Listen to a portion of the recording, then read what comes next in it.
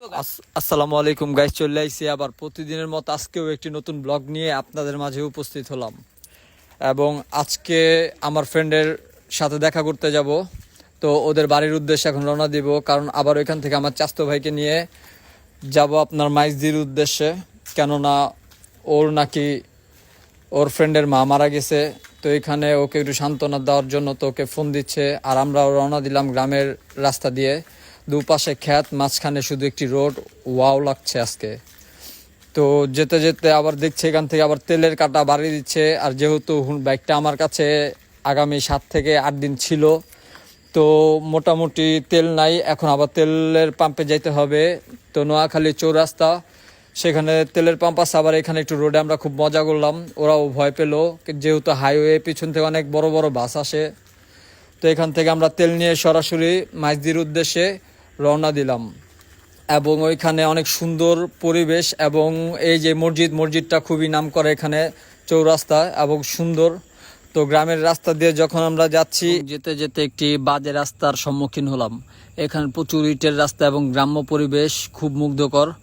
তো ও যেহেতু মা মারা গিয়েছে, তো ভিডিও তো ওকে নিলাম না। তো এখানে যেতে যেতে গাইস আবার বাসা থেকে ফোন দিল যে আমরা 15 কিলোমিটার দূরে চলে আসছি, যে আমরা আজকে আবার বড় বোন, ছোট বোন, বাগনি ওরা চলে যাবে ঢাকার উদ্দেশ্যে। তো আমাকে ফোন দিল যে ইমার্জেন্সি রিক্সা পাঠানোর জন্য ওদের লেট হয়ে গিয়েছে।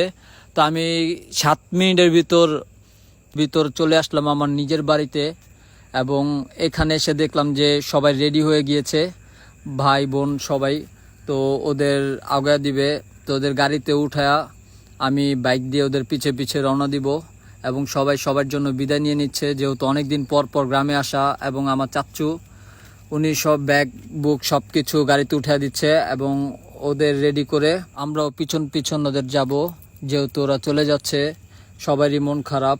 আর যেহেতু বাবা এমন একটা জিনিস, বাবা বিদেশ থেকে আসার পরেও চাচ্চু ওনার মেয়েকে আবার ঢাকার উদ্দেশ্যে পাঠিয়ে দিচ্ছে, ওনারও মনটা অনেক খারাপ। তো চাচ্চুকে বললাম গাড়িতে উঠো, বললো না আমি আমার মেয়েদের সাথে যাব। তো গ্রামের রাস্তা দিয়ে ওদের পিছন পিছন আমরাও গেলাম, যেহেতু আমাদের আগে যেতে বললো, কেননা আমার ছোট ভাই তামিম ও মাদ্রাসায় পড়ে। ছোট ভাইয়ের জন্য সবাই দোয়া করবেন। বজরা বাজার, এখান থেকে ওরা গাড়িতে উঠবে এবং সরাসরি আমরা চলে গেলাম তামিমের মাদ্রাসায়। তো এখানে নামাজ পড়ছে, আমরা একটু ওয়েট করলাম। অবশিষ্ট ও আসবে এখনই। আর এটা হচ্ছে ওর মাদ্রাসার পিছনে, এখানে আগে খেলাধুলা করতো। তো তামিম আসলো, দেখা যাচ্ছে ও আসতেছে সিঁড়ি দিয়ে।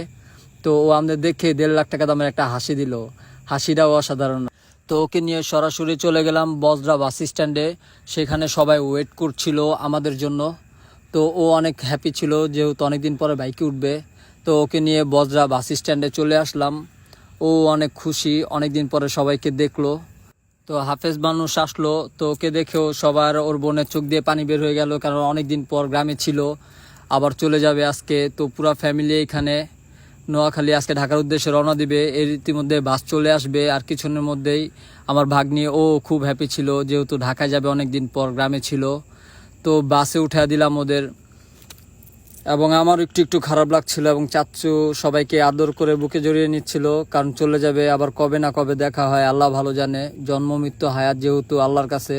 তো সরাসরি আমার বাইক স্টার্ট করে আবার সোনাইমুড়ির উদ্দেশ্যে রওনা দিলাম, কারণ ওদের সাথে একটু কিছু দাওয়ার ছিল কেনাকাটার, ওইগুলি কিনে আবার ওদের সোনাইমুড়ি জিয়া ধরলাম। এখন ওরাও খুব হ্যাপি আমাকে দেখে, ভাগ্নি, বড় বোন, ছোট বোন। তো ওরা বাই দিচ্ছে যে বাই, চলে যাও, আমরাও যাব। আর ইতিমধ্যে আমার ছোট ভাই নাবিল, ওর জুতা ছিঁড়ে গিয়েছিল। তো এখন আর কি করবে, এত দূর যেন চলে আসছে। আবার সরাসরি হুন্ডা ঘুরিয়ে চমুনি বাজার, সেখানে মোর্শেদ আলম কমপ্লেক্স একটি শপিং মল ছিল। তো এই শপিং মলে গিয়ে ওরকে একটা জুতা এবং ওর ফোনের ব্যাক কভার কেনার কথা ছিল। তো আমরাও কিছু কেনাকাটা করি। তো মার্কেটটা খুবই ভালো ছিল।